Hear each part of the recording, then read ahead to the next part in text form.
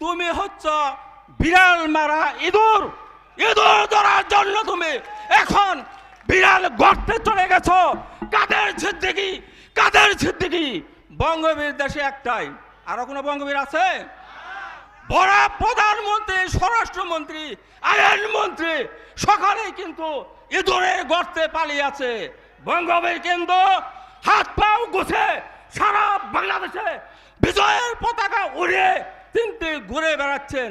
এখন বুঝেন এই বাঙালি জাতির জন্য কার অবদান বেশি।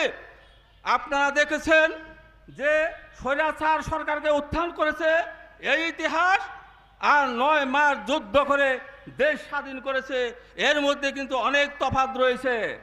আপনারা জানেন বঙ্গবীর কাদের সিদ্দিকী 17,000 মুক্তিযোদ্ধা, 72,000 স্বেচ্ছাসেবক দল নিয়ে ওই পাকিস্তানি হানাদার বাহিনী যুদ্ধ করে